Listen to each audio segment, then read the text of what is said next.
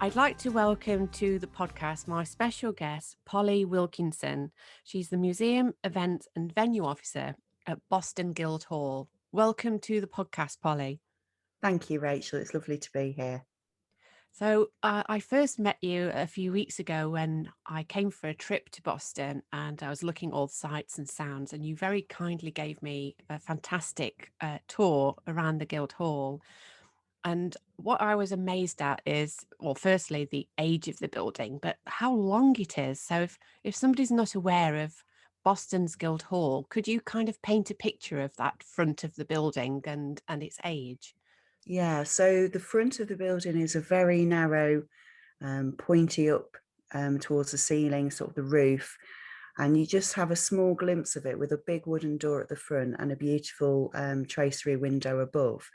And because the road's quite narrow, you could quite easily just scoot by and not notice us.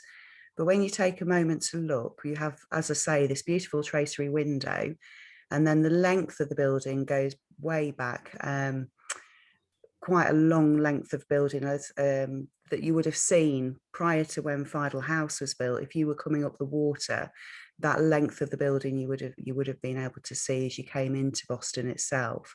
So it's quite, yeah, as you say, it's quite sort of secretive, really, how the front of the building is so small, but then there's this vast length behind it. And am I right in remembering that it was 1390 that it was built? Yeah, that's correct, Rachel. So it was built in the 1390s by the Guild of St Mary. The Guild of St Mary would worship over at St Botolph's prior to the point in time when they were allowed to actually own land and property. And we think Boston Guildhall would have been one of the first guilds built. We've had the wood, I think it's dendrography, that's the word that's used to sort of examine the wood that's Yeah. used to build the building. And that dates back to those 1390s, which is why we've been able to establish that to be the age. Wow, gosh. And it's incredible when you come through these quite large, imposing wooden doors, to think that this building is that old as you work your way through. And Yeah. yeah, it was just fantastic. And then when you go up the stairs, and then you're into a whole other section of the building. So, and the upstairs room was just so beautiful. So it was such a like a long, almost like Yeah. a banqueting style Well, hall. that's right, Rachel. Yeah, it is. It's that room that's so as you walk through into the first space of the building, that would have been the chapel, and that's where the Guild of St Mary would have worshipped, and where the Beesman would have been welcomed there. And then right above, you got these beautiful wooden stairs into the big banqueting hall, which is the space that would have been used to feast and celebrate the saints.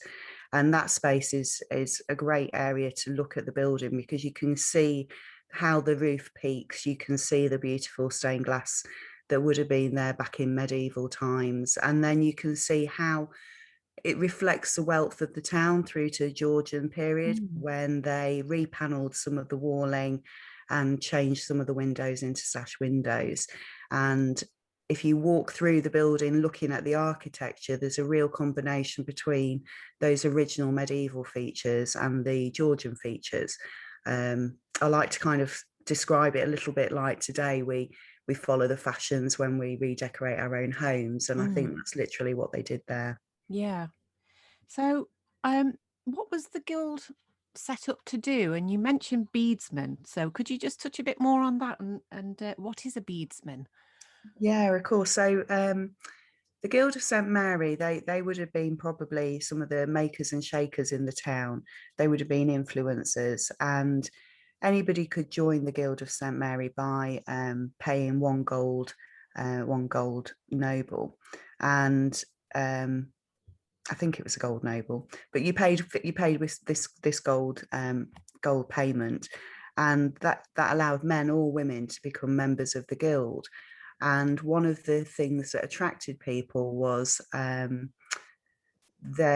ability to, they were very religious. They believed that purgatory was a space in time where you would wait until all of your sins had been repented before you then moved on to heaven. Mm. So one of the benefits by being with one of the members of the guild was that you could pay the beadsman, and the beadsman would have been people that would have prayed for the members of the guild, and that would lessen their time in purgatory. So Right. yeah, so Beesman's Lane is actually the little tiny space, the run along the length of the building as you look through the metal gate to the side. And today, that's the way that visitors would enter the museum, by coming through that metal gate into the chapel where the Beesman would have been praying, and then up the main staircase into the banqueting hall. And Right. of course, that's just the front of the building where that activity would have gone on. The rest of the building still there and still has its own history as well. So when the guild are using this huge banqueting hall, one of the areas that you took me into was the fantastic kitchen, that some of it still survives, and the cold store, and it really does help you sort of imagine that hustle and bustle of that busy kitchen preparing these sumptuous meals that are going into the banqueting hall, and the fact that they've got their own little staircase up into the cold store. It's, it really Mm. does bring history alive, doesn't it? It does. And I think the really nice thing about not just the kitchen having its own story, but each area within the building has got its own story and meaning and purpose almost.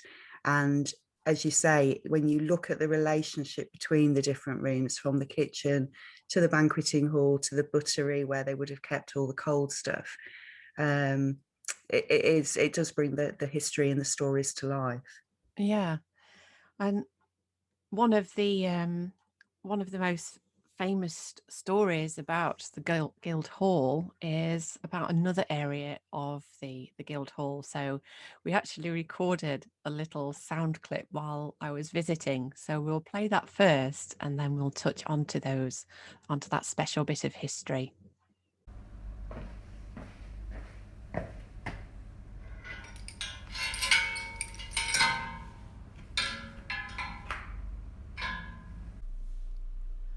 I'm sitting in the very jail cell that held the Separatists when they were caught and jailed in Boston's Guildhall.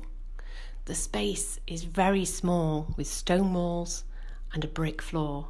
The doorway is very tiny, and it doesn't look like there would have been much natural light. There's two simple wooden benches on either side, and conditions must have been very cramped. It must have been a very scary time for those held in the jail cells.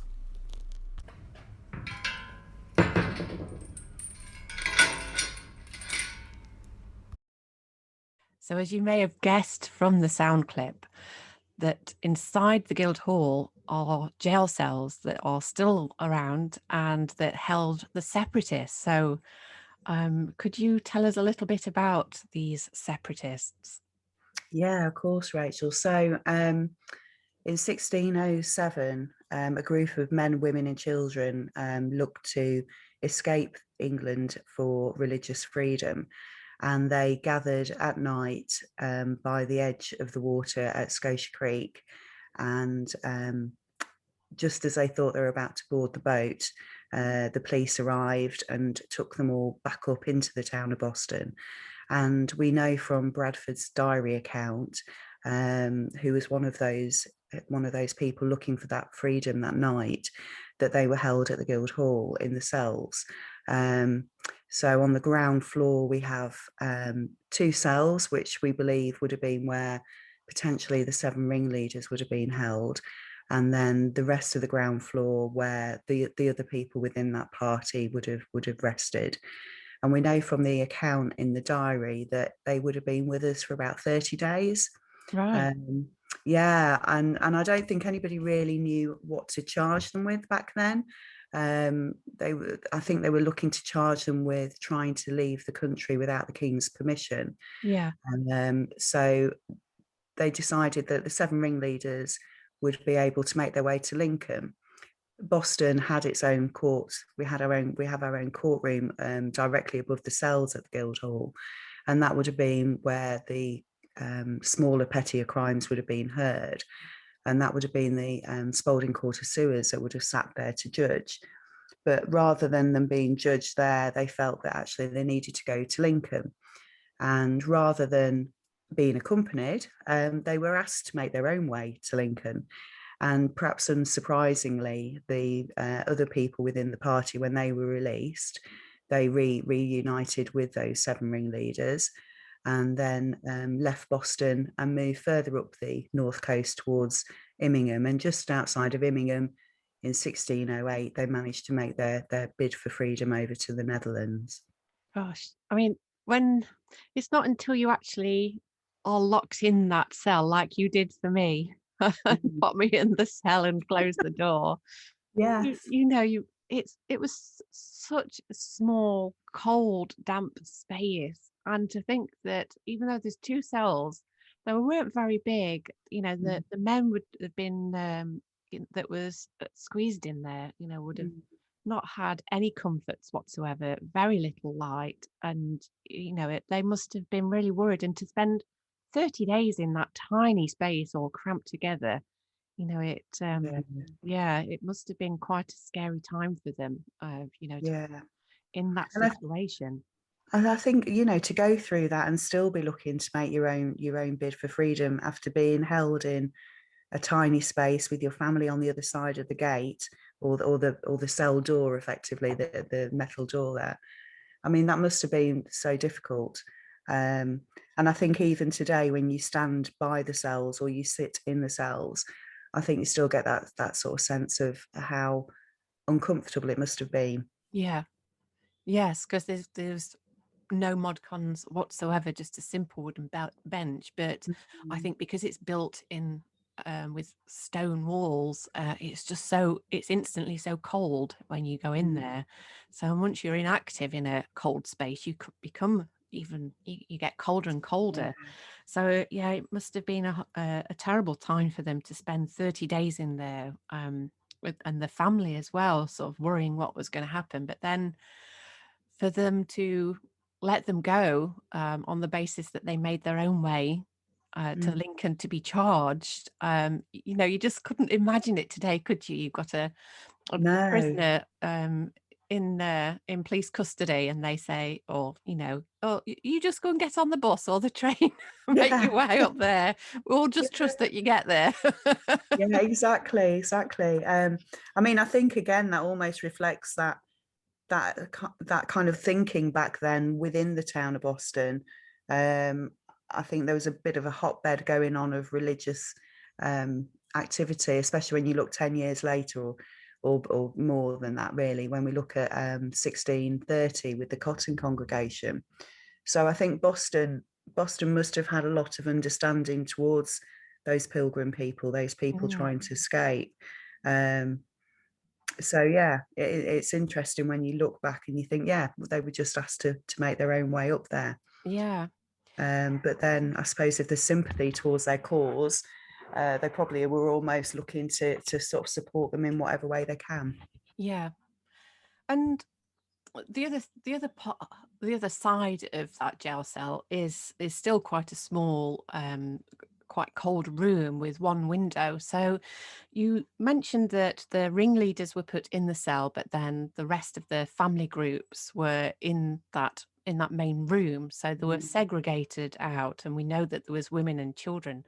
Do we know very much about these women and children that were held in the Guildhall?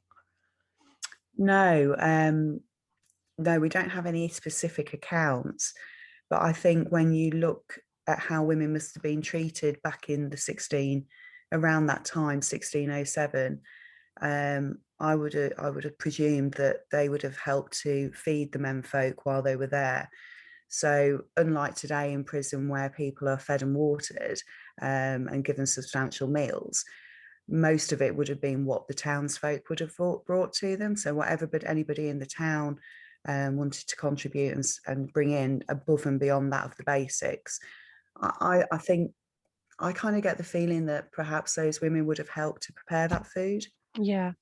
But it's then where do they get that food if they've sold all their possessions to take that passage to the Netherlands? Yeah. Are they having to go and beg and borrow from people who might be sympathetic, and so that I, they can get enough food to feed their family. yeah, so I think the people from the town of Boston would have fetched the food into the Guildhall to help care for them. That's a long time when you don't have, unlike today, where you do feed people that are being held, quite substantial and balanced meals. Back then, I think it would have been literally whatever anybody from the town donated towards the cause almost. Mm, And that wouldn't just be the pilgrims, that'd be anybody. So if your son or your mother was held in the cells for potentially up to 3 months with the quarter sessions, the only way that they would potentially eat would be if you fetch them food in. So thinking along those lines, I would suspect that again, it would have been people from the town of Boston that would bring food onto site yeah, for those people being held to be able to eat. Um, so it's interesting to think, well, how did they cope within that space when they couldn't venture outside the doors to go and get their own meals or food? And yeah, as you say, they had nothing. Their possessions were taken from them on the boat, and they were left just in the clothes that they were wearing, effectively. yeah. It's you kind of well, your heart goes out to those women that are trying to still feed for their families and look after Mm, them, and what must they have had to say to the children about the situation that they found themselves in, and or whether they tried to hide, soften it in some way, or mm, but you can't imagine that they would be able to be in that position for 30 days. It's yeah, it's quite a difficult situation that they found themselves in. yes. And so, Yeah. well, we do know then that, after that 30 days, and when they let them free to go off to Lincoln, that they did actually get to a ship and make it off to the Netherlands, and that's where then they joined other groups, and then from there we know the rest of the story, where they sailed on the Mayflower, but to actually get to a point where they're working their way eastwards across the counties, throughout the sort of Midlands and South Yorkshire regions, and making it. They got so close, hadn't they, Mm, to getting onto that boat, only to have somebody go and tell the authorities what they're doing, and for them to get arrested. It mm. feels like their story was they were yo-yoing across, and very, lots of difficulties along the way, that would have surely tested their faith and their belief that what they were doing was the right thing. Absolutely. And I think when you think, excuse me, about how committed they are towards their cause, even after being held within the cold cells where there would have been no entertainment for any of the children either, they would have been very restricted for that length of time. To still leave that building, that beautiful Guildhall, with that hope and aspiration to still look to find that freedom, I think is quite an emotive thought, really. Yeah. Gosh, what a story from history. It's an amazing chapter of the Separatist story. So, if somebody's listening and they really fancy coming to see for themselves the beautiful Guildhall, so do you open to the public on a regular basis? Yeah, so at the moment we remain closed, but we're looking to reopen on the 30th of June 2021. We'll be going back to our normal opening hours, excuse me, subject to the restrictions around COVID. And we've decided that we'll wait until then to enable us to offer visitors the most natural experience. So when our doors reopen, visitors will be able to come back on site, follow the guidance that's still in place from the government. And our normal opening hours are Wednesday, Thursday, Friday, and Saturday, 10:30 till 3:30, with 3 p.m. being the last time for admissions. And we're free to visit. There's no charge to come on site. But people should also just check we are available, because on occasions we are used for other functions such as weddings and private hire. So I do know that we have got some Saturdays where unfortunately the museum will be closed to accommodate those bookings. But if people want to find out more, we have got a Boston Guildhall Facebook page, and that's Boston Guildhall Museum. And for those that do like weddings, there is also the Boston Guildhall Weddings Facebook page. Mhm. And we've also got a website, Boston Guildhall. So anybody interested in finding out more, it'd be lovely to share the building with you and those stories that we've touched on today. Yeah, it's definitely well worth a visit. It's a real little hidden gem, and like you say, you can walk past that narrow street and almost Yeah, miss it.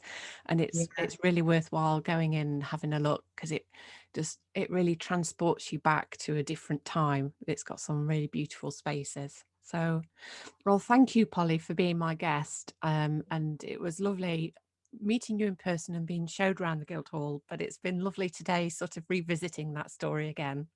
Oh, thank you, Rachel. It's yeah, it'd be lovely to share the story continually with you. Thank you. Spirit of Mayflower is part of a series celebrating my Spirit of Mayflower project. You can get involved in lots of ways. You can take a look at some of the movies and pictures I took on my journey by heading to the Rachel Carter Sculpture Facebook page. You can also head to my website at www.rachelcarter.co.uk, and there you'll be able to view some of the sculptures I make, treat yourself to a limited edition Pilgrim Woman sculpture, or take a look at some of the online tutorials. We're riding on the tide with a cargo full of hopes and dreams and 100 souls inside. We're crossing the great ocean. We're riding on the tide with a cargo full of hopes and dreams.